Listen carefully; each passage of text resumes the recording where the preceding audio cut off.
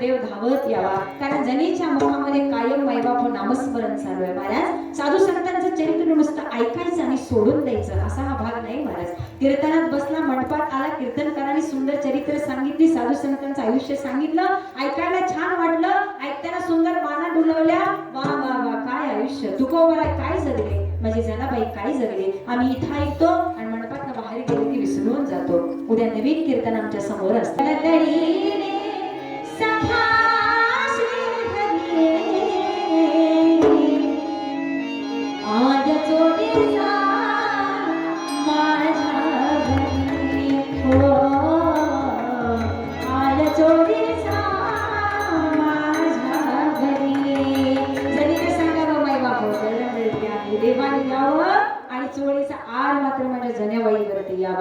सगळ्यांना माहिती, सगळं पंढरपूर एका जागी आलेलं होतं. महाराज जनाबाईला सुळावरती चढवण्याची वेळ आली. जनाबाईला देवाला सुद्धा जाब विचारला, असा काय विठ्ठला तू केला सखा, असा काय विठ्ठला तू केला सखा, अलंकार विसरणे केलास देवा, हो अलंकार विसरणे काय केलीस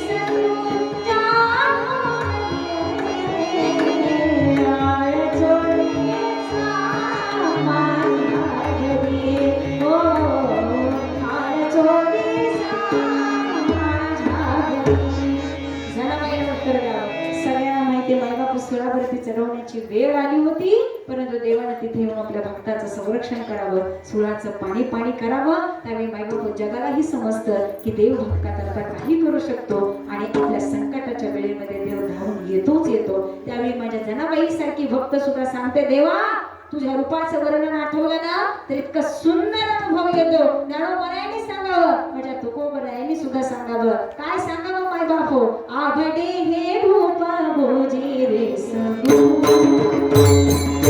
आभडे हे रूप भोजी रे सगू.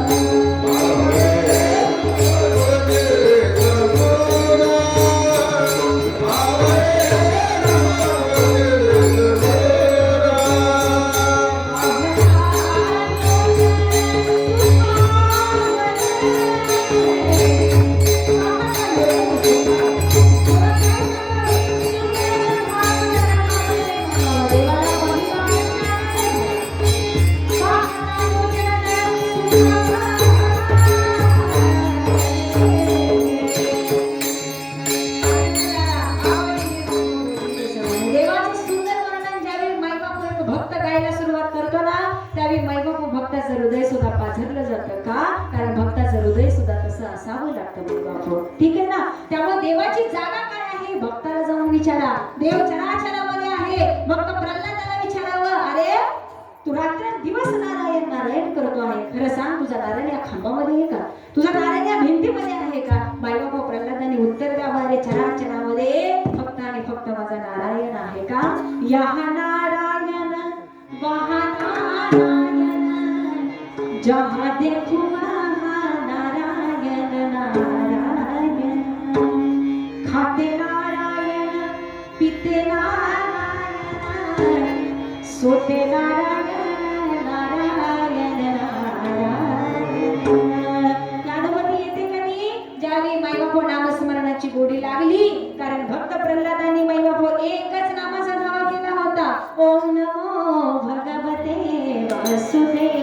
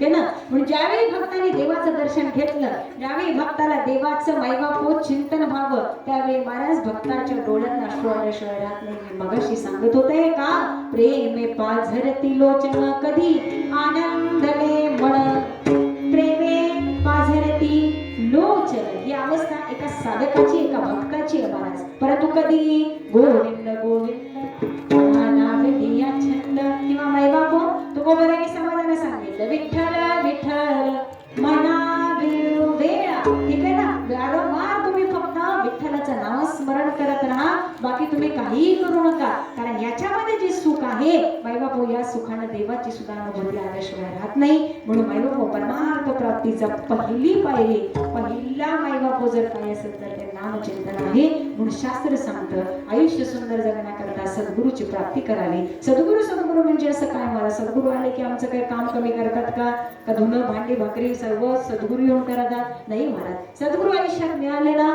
तर आम्हाला नामाचा बोध होतो, आम्हाला नामरूपी बीज आमच्या आयुष्यामध्ये रोवलं जातं. आणि याच नामरूपी बीजाचा वृक्ष ज्यावेळी आमच्या आयुष्यामध्ये वाढत जातो ना, त्यावेळी मायबापो कल्पवृक्षासारखी ताकद एका साधकाकडे येते.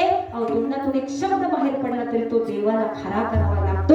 म्हणून महाराज देवाच्या ताकदीचं सामर्थ्य जर आमच्याकडे यायचं असेल तर आम्हाला नामस्मरण हे साधन आमच्या हाताशी घ्यावंच लागेल. हे मी सांगत नाही, शास्त्र सांगतं. साधू संतांनी हे अनुभवलं, तुकोबरायांनी हे अनुभवलं. आणि या अनुभवण्याचा प्रचार प्रसार या जगासमोर करावा आणि त्याची गोड अनुभूती माझ्या देवाबद्दल काय बोलावं याचंच वर्णन करताना त्यांनी अभंगाचं प्रथम चरण सदा माझे डोळे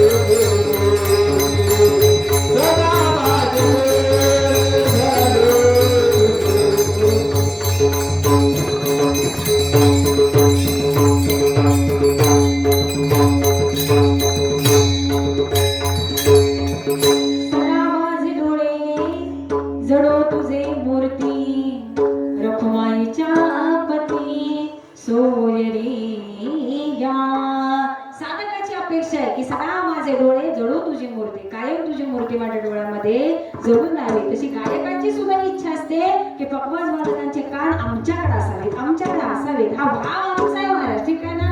वाटते पकवाज वादकांचं माझ्याकडे लक्ष असावं, गायकांनी माझ्याकडे पाहावं आणि मायबापनी सुंदर सांगड घालावी. जसं आमची ही अपेक्षा आहे तशी एका भक्ताची सुद्धा तीच अपेक्षा आहे. देवाला माझ्याकडे बघावं, देवाची कृपा कायम माझ्यावरती असावी. मायबाप मंदिरात गेलो की आमचं देवाकडे काय मागणं असतं, देवा तुझं कायम माझ्यावरती लक्ष असू दे, माझ्या घरादारावरती तुझं लक्ष असू दे, माझ्या पोराबाळांचं कल्याण होऊ दे. आम्ही दुसऱ्या देवाला काय मागतो महाराज, ठीक आहे ना. का देवाला काहीतरी द्यायला आम्ही आलेलो असतो, नाही. आम्हाला जेवढं दुसऱ्याकडून घेता येईल तेवढं आम्ही घेण्याचा प्रयत्न करत असतो. हा भाव जसा सगळीकडे लागू पडतो तसं महाराज मंडपात आल्यानंतर सुद्धा आम्हाला कीर्तनकारांकडून काय काय घेता येईल हा भाव इथं लागू पाडायचा आहे. त्यामुळे आम्हाला देवाबद्दल अजून काय काय ऐकायला मिळेल, देव आहे कसा, देवाला काय आवडतं, आपण जीवन कसं जगावं, माणुसकी कशी असावी, माणूस कसा असावा, सुंदर मनुष्य बनण्याकरता मनुष्यानं आयुष्यामध्ये काय धारण करावं, की समाजामध्ये आम्हाला ती किंमत प्राप्त होईल. अनेक गोष्टी मायबाप आम्हाला परमार्थ शिकवून जातो आणि हे साधू संतांनी आम्हाला जगायला शिकवलं मला. ठीक आहे ना. तुकोबरायांकडे पाहिलं की तुकोबरायांसारखं खडतर आयुष्य मायबाप आम्हाला तर अजून जगण्यात आलेलं नाही.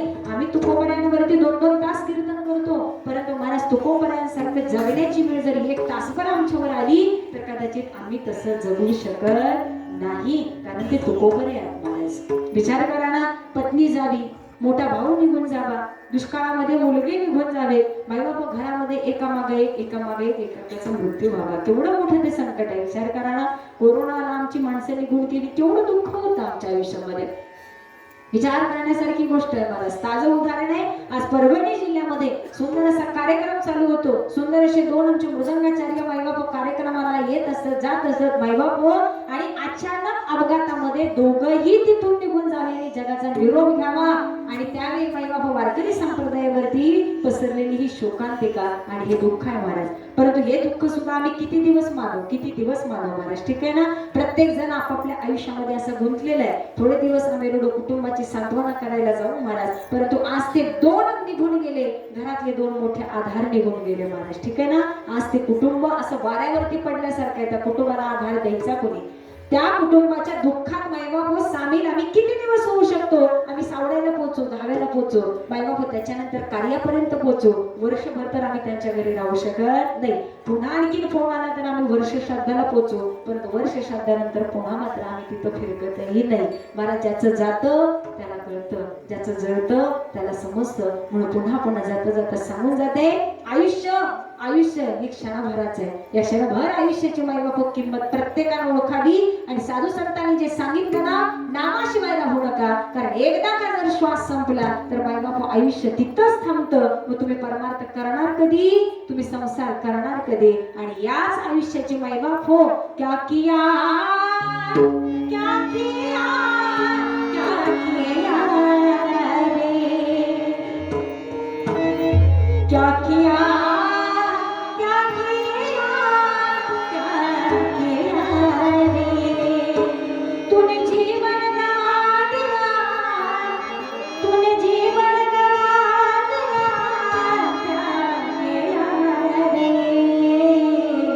जिसे माना था उसको ही खो दिया, जिसे माना था उसको ही खो दिया, माना था उसको ही खो दिया, जिसे माना था उसको ही खो दिया, जिसे माना था उसको ही खो दिया, जिसे माना था उसको ही खो दिया,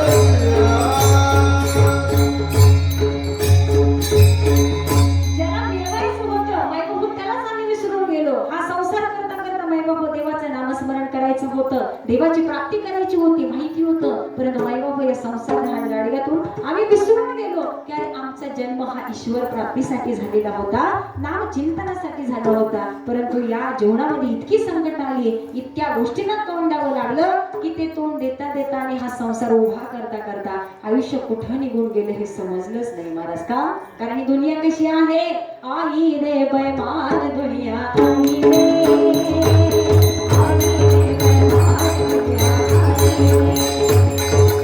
आई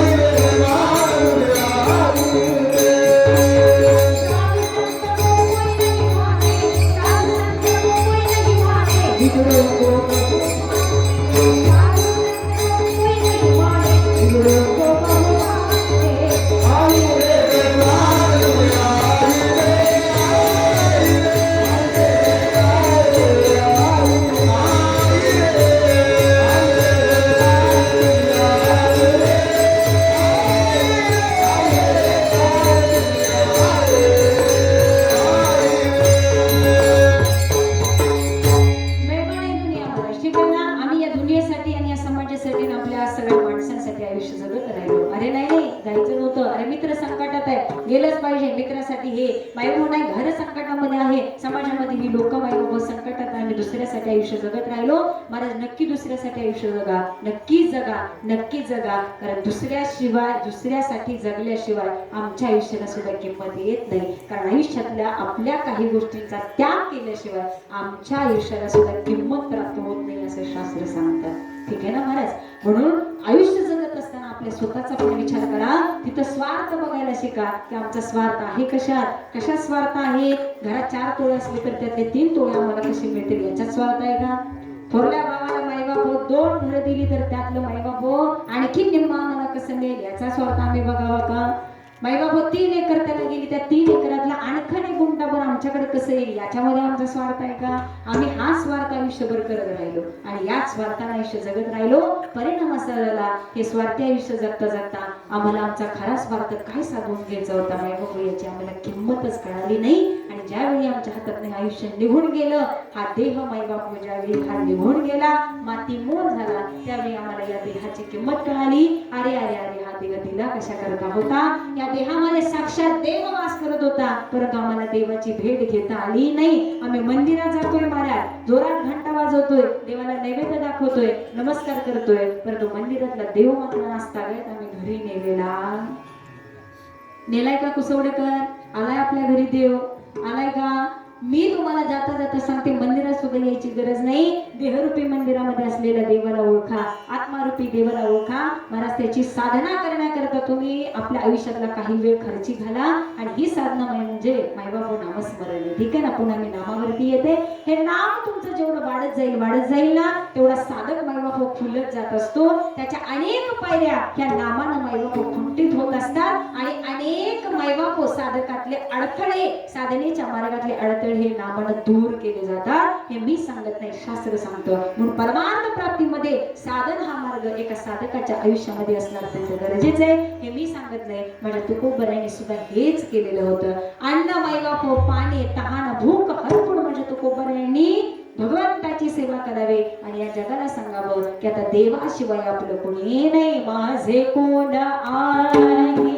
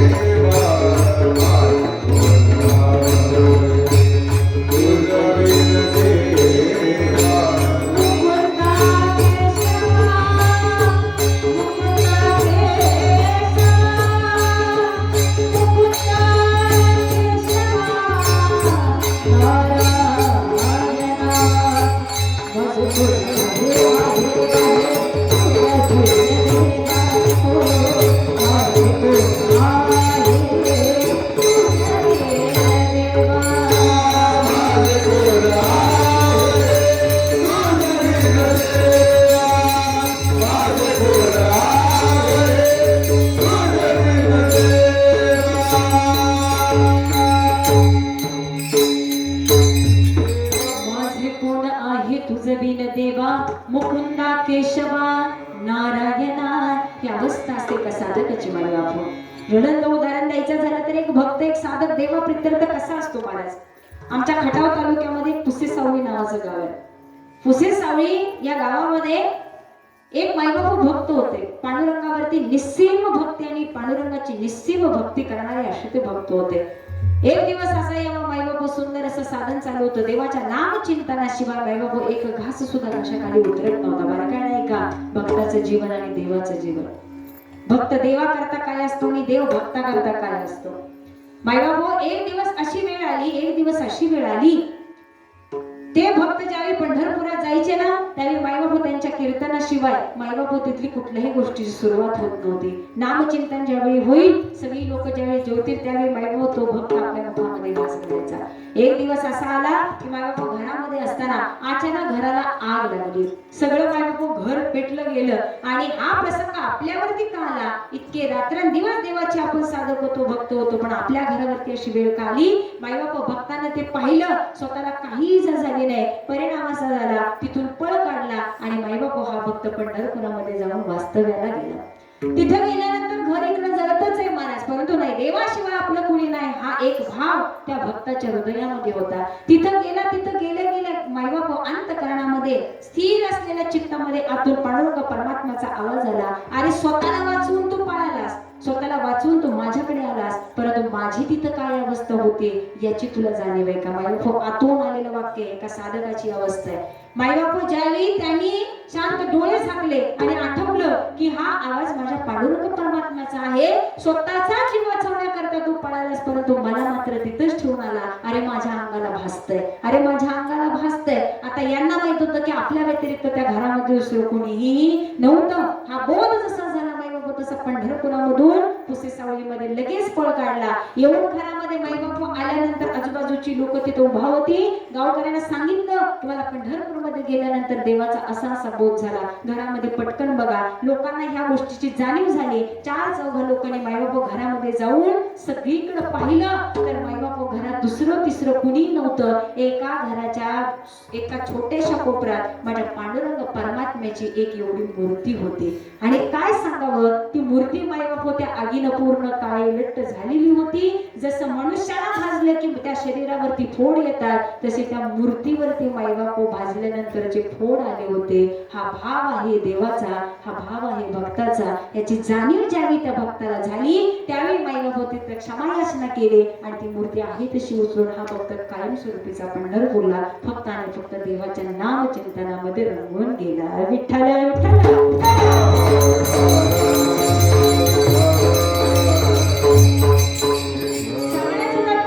एका भक्ताला देवाशिवाय दुसरं कोणीही नसतं आणि ज्यावेळी भक्त ठरवतो की आता देवाशिवाय आपलं कोणी नाही त्यावेळी मायबापू देव सुद्धा त्याचा स्वीकार करतो. कितीही मोठं संकट येऊ द्या, देव त्याला वाचवल्याशिवाय राहत नाही. कारण भक्ताचं संकट म्हणजे ते आपल्यावरती आलेलं संकट असतं. हा देवाचा भाव आहे महाराज. म्हणून तुकोबारे सांगतात की नामस्मरणाने इतकी उच्च कोटीची अवस्था प्राप्त होते की त्या नामस्मरणाला आम्हाला देव आवडू लागला. आता देवाशिवाय राहणं अशक्य झालं. त्याचा परिणाम असा झाला की आता देवाशिवाय कर्मेना अखंड देवाचं रूप या चित्तामध्ये जोडून राहावं अशीच एक इच्छा होती.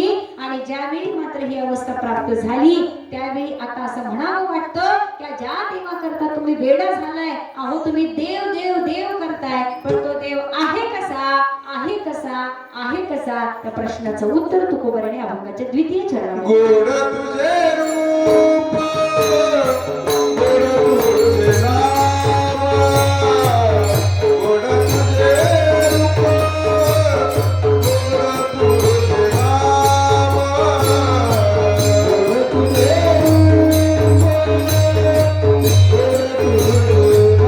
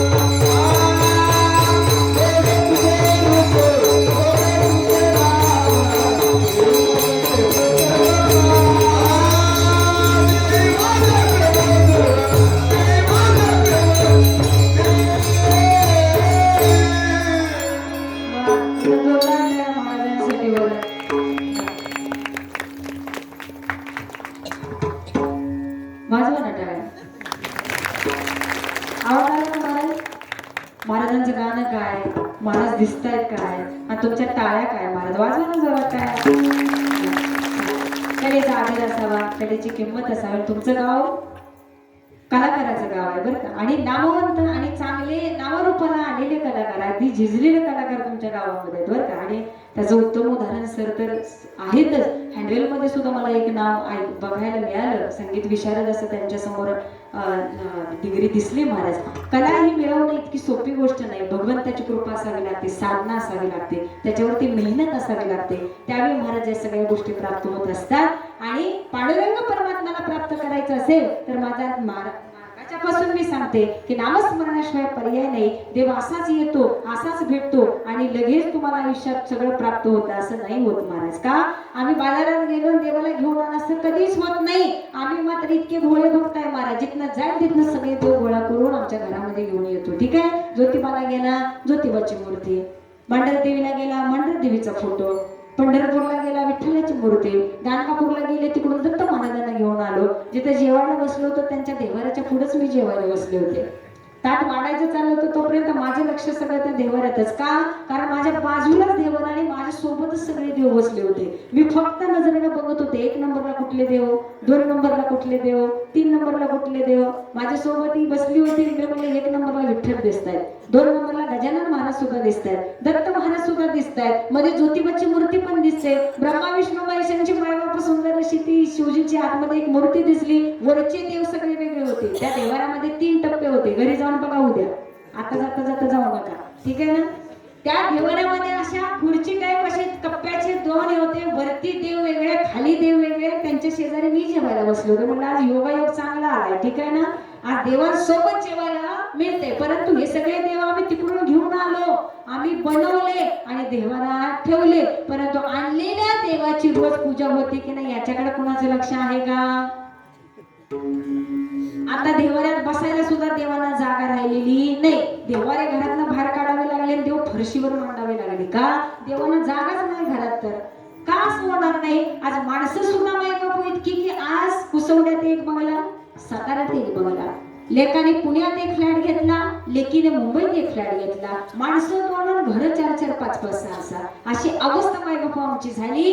सांगण्याचं कारण असं, देव आम्ही जाईल तिकडे घेऊन आलो, परंतु देव कसा आहे महाराज? मनी नाही भाव मनी देवा मला पाव, देव अशान पावायचा नाही, देव अशान पावायचा नाही, देव बाजारचा भाजीपाला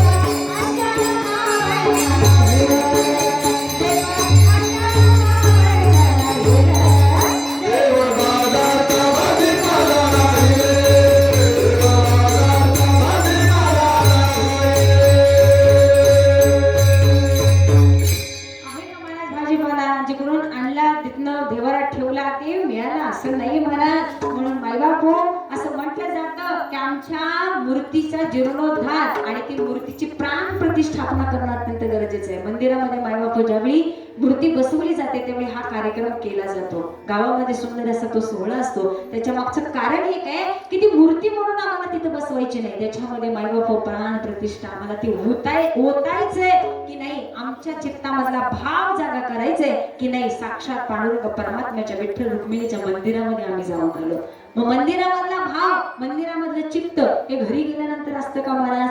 घरातलं चित्त हे वेगळं असतं आणि तीच व्यक्ती ज्यावेळी मंदिरामध्ये एखाद्या सत्संगामध्ये एखाद्या कीर्तनामध्ये येऊन बसते ना त्यावेळी त्या चित्ताची अवस्था ही बदललेली असते. हे ताकद कशाची असते? हे ताकद त्या साधनेची, हे ताकद त्या नामस्मरणाची असते. म्हणून महाराज तुकोबराने सांगावं, गोड तुझे रूप गोड तुझे नाम. अरे असं खाल्लं काय तसं खाल्लं काय, आंबा जसा चारी बाजूनी गोडच गोड तसा देव सुद्धा मायबाप गोडच गोड. मग देव जर गोड असेल तर देवाचं नाव काय मायबाप? अमृताहुनी गोड नाम तुझे देवा. ठीक आहे ना. अमृतापेक्षा गोड आहे तुझं नाव. का? अमृताची गोडी देवा तुझ्या भजनात.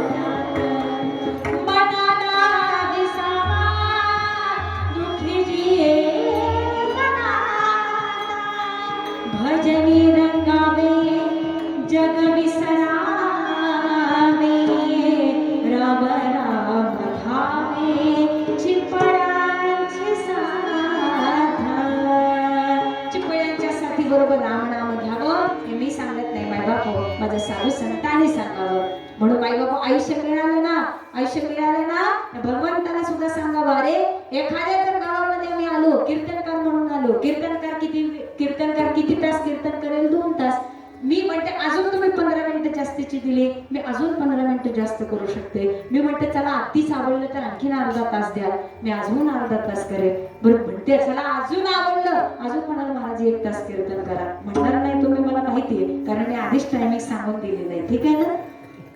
1 तास मी कीर्तन जास्तीचं करेन, परंतु कीर्तनकार म्हणून गावामध्ये आले तर महाराज मी कीर्तनकारासारखंच राहिलं पाहिजे की नाही? का आपलं तुम्ही बोलवलं म्हणून 2 दिवस 5 दिवस 10 दिवस इथंच मुक्काम ठोकायचं, आपलं गाव घर सगळं विसरून जायचं, फुकटचं मी ते आज यांच्यात पंगत उद्या त्यांच्यात पंगत, 7 दिवस मी कुसवड्यात राहू शकते का महाराज? राहू शकते का? नाही राहू शकत ना. मग कसा भाव आहे? हरे कृष्णा हरे रामा मनोरंजन मोहना. हरे कृष्णा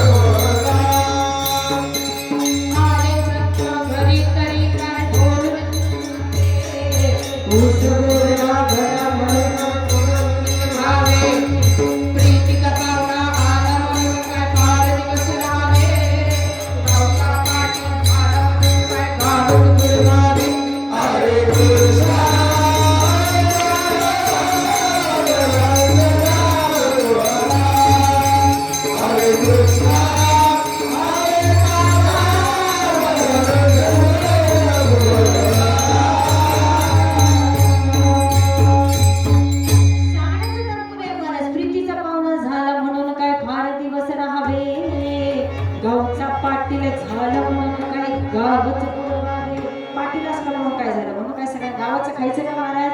नाही ना. आम्हाला आमचं कर्म माहित असलं पाहिजे, आम्हाला त्याची जाणीव असली पाहिजे. ठीक आहे ना महाराज? म्हणून पुन्हा पुन्हा सांगावं असं वाटतं की आम्ही वेड व्हावं. माईबापू तुकोबाने सुद्धा भजनात वेडे झाले होते बरं का. तुकाराम महाराज सुद्धा वेडे झाले होते. अहो स्वतःची बायको सुद्धा जगाला सांगायची तुकोबाचे कांता सारे लोक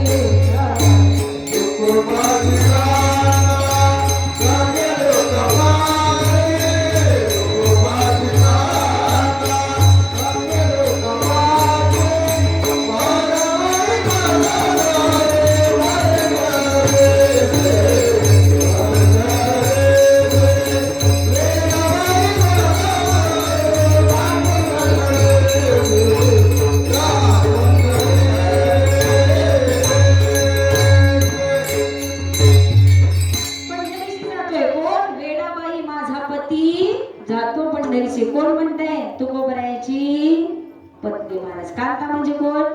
कांता फुई, शोभा फुई, रेखा फुई अशी फुई नाही बरं का. कांते म्हणजे माझ्या तुकोबरायांची पत्नी. मायबाप सांगते की माझे पांडुरंग परमात्म्याची गाठ भेट करण्याकरता माझा देव वेडा व्हावा, माझा पती वेडा व्हावा. अजून काय सांगावं महाराज? म्हणून देवाच्या नामात इतकं वेड झालं पाहिजे जेवढे साधू संत वेडे झाले. आणि ज्यावेळी वेडे होतात त्यावेळी महाराज ते जगाला सांगतात गोड तुझे रूप, गोड तुझे नाम, देई माझं प्रेम सर्व काळ. फक्त अखंड प्रेम मला मिळावं एवढी एकच इच्छा माझ्या पांडुरंग परमात्म्याच्या चरणाशी आहे. हे मी सांगत नाही, तुकोबराय सांगतात. म्हणून काय सांगावं?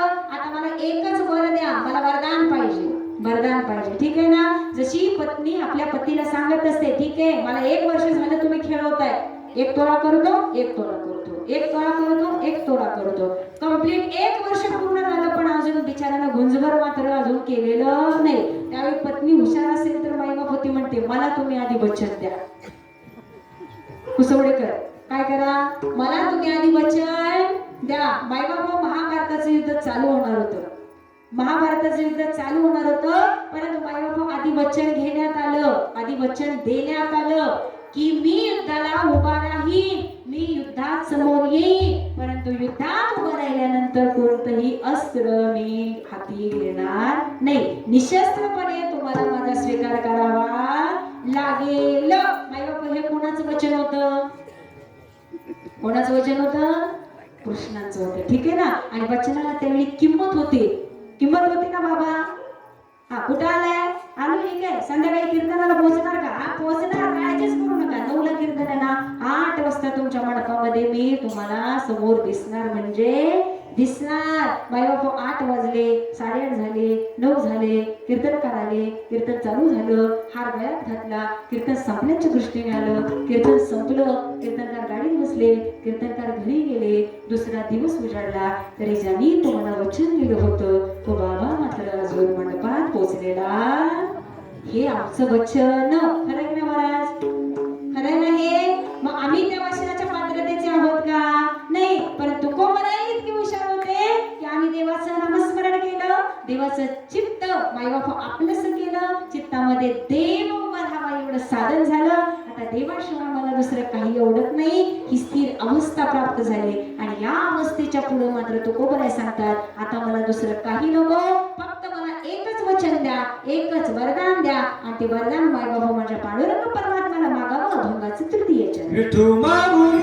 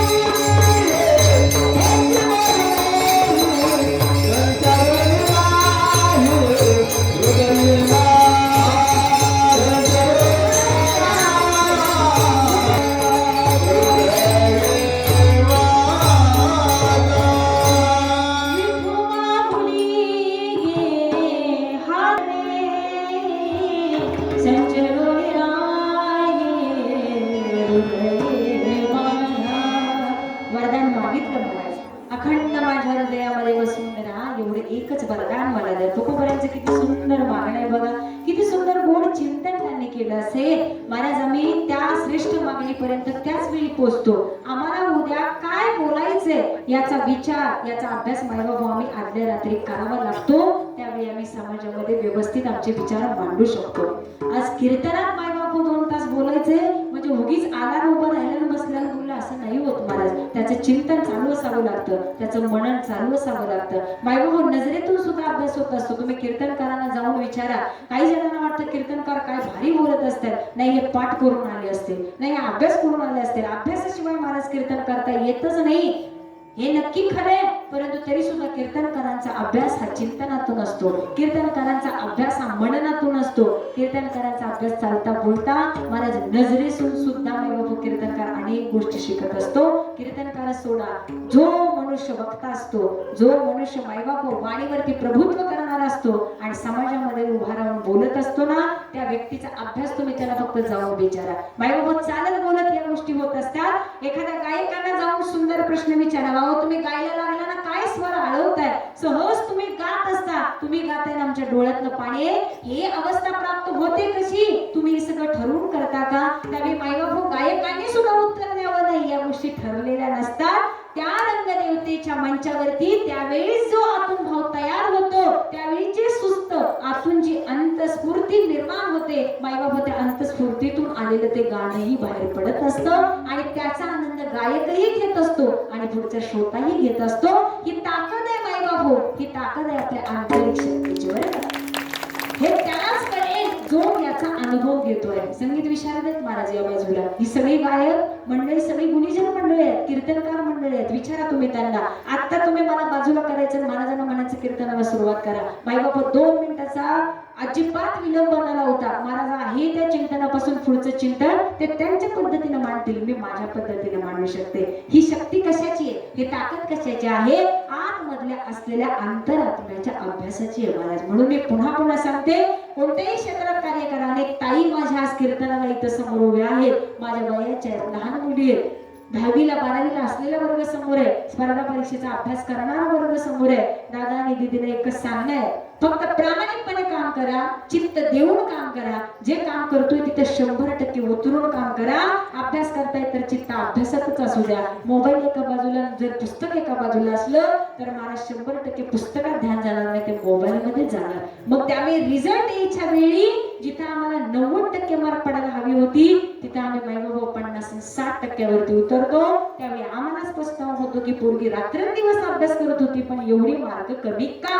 त्यावेळी मायबापू त्या मुलीने सुद्धा प्रामाणिक सांगितलं पाहिजे की अभ्यासाच्या वेळी माझा 100% अभ्यास चालू होता का, याचा प्रश्न तुम्ही स्वतःच्या चित्ताला विचारा. म्हणून परमार्थ करत असताना सुद्धा आमचं चित्त हे 100% आम्ही देवाला आणि नामस्मरणाला दिलं पाहिजे. ते करत असताना जर 10 विचार आमच्या डोक्यात दिसत असतील, संसारिक गोष्टी जर परमार्थात आढळून येत असतील, तर महाराज आम्ही देवापासून सुद्धा लांब राहू. हे नक्की आहे, नक्की आहे, नक्की आहे. त्यावेळी तुम्ही जाताना सुद्धा म्हणाल, आयुष्यभर नामस्मरण केलं, आयुष्यभर कीर्तन केले, आयुष्यभर टाळ वाजवले, पण आमचा आणि देवाचा आजही पत्ता लागलेला नाही. हे वाक्य त्या साधकाकडून येणारच येणार का? कारण परमार्थ करत असताना आम्ही 100% तिथे दिली का नाही, याचं प्रत्येकाने आत्मनिरीक्षण करावं. विठ्ठल विठ्ठल.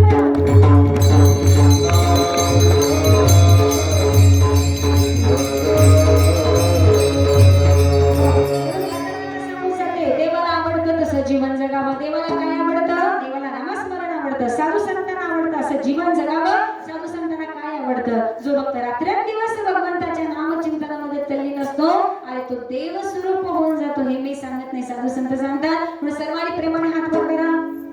जागी का सगळे? सगळे हसतायत अजून. जागी मला माहित होतं झोपणार नाही तुम्ही. हा केले का हात वर? वा. आणि प्रेमाने